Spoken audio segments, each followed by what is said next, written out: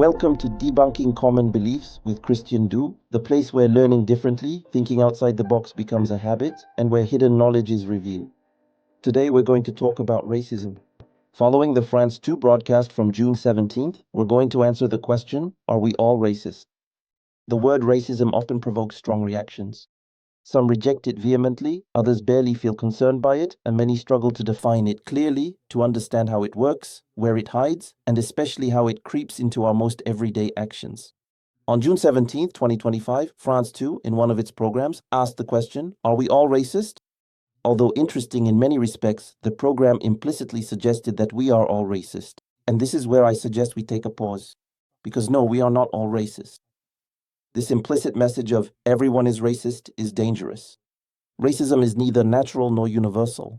It is an ideology of domination that is historically situated, codified, spread, maintained, and used to justify the exploitation, expropriation, and enslavement of entire populations, as well as centuries of oppression. I like to remind people in my lectures that the word race only appeared in the 15th century. It was not until the 17th century that it began to refer to human groups. Indeed, in 1684, François Bernier, a French physician, traveler, and philosopher, in his text entitled A New Division of the Earth by the Different Species or Races of Men Who Inhabit It, proposed the first human classification by race. In March 1685, the Code Noir was enacted. Written under Louis XIV, the Code Noir is a royal decree aimed at organizing the enslavement of Africans in the French colonies, mainly in the Caribbean. It became one of the founding texts of state-sponsored racism in the French colonial empire. It institutionalized a hierarchy between the European master and the black African slave, laying the foundations for a racially based colonial society. In 1735, the Swedish naturalist Carl von Linné published Systema Naturae, whose 10th edition, released in 1758, explicitly introduced a classification of human beings into biological races based on supposedly objective physical and behavioral criteria. Carl von Linné applied to humans a hierarchy inspired by animal classification. The white European man, advanced and governed by laws, was placed at the top, while the black African man, governed by whims, was at the bottom of the scale. This racial hierarchy would be reinforced throughout the 18th and 19th centuries, notably with Georges-Louis Leclerc, Count of Buffon, who, in his Natural Histories, claimed that the differences between races were the result of a progressive degeneration linked to climate. For him, the European type embodied an original form, while the other races were considered altered versions, weakened by their environment.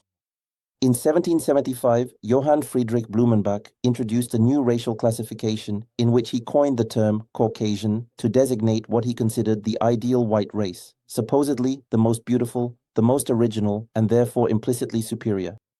Then, in 1853, Arthur de Gobineau published his essay on the inequality of human races, a foundational text of modern pseudoscientific racism. In this work, he openly defends the supposed superiority of the Aryan race, which he describes as naturally gifted for civilization and destined to lead other peoples. And at the beginning of the 20th century, with Charles Seligman, a British anthropologist, who claimed that any trace of civilization in Black Africa was the work of a people with supposedly Caucasian origins.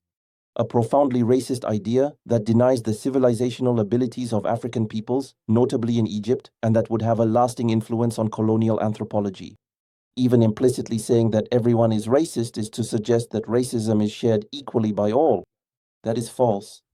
This narrative blurs and delegitimizes the struggles of the peoples who are and have been its victims, and dilutes the historical responsibility of those who conceived, spread, and institutionalized it. No, we are not all racist, but we are all biased. The distinction is important.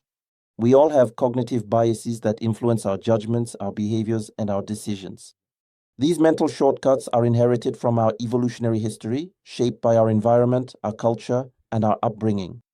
They are the source of stereotypes. It is actually quite strange that in a show lasting nearly 2 hours, cognitive biases are not mentioned, not even by the expert.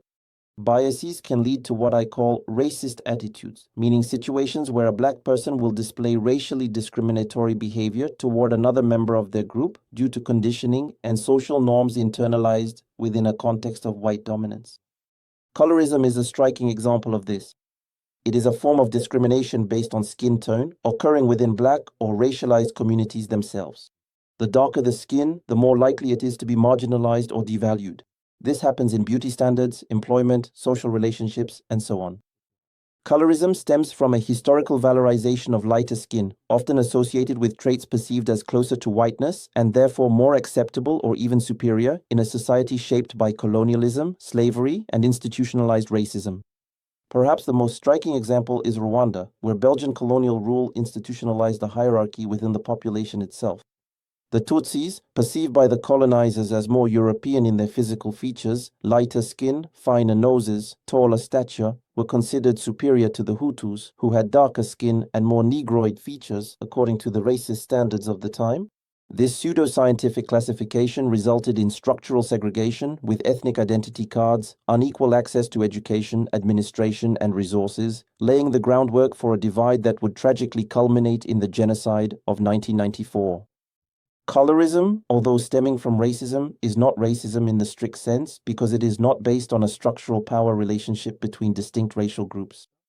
Rather, it is a retreat of racism onto the very bodies of the oppressed, a mechanism internalized over centuries of domination and reproduced within the communities themselves.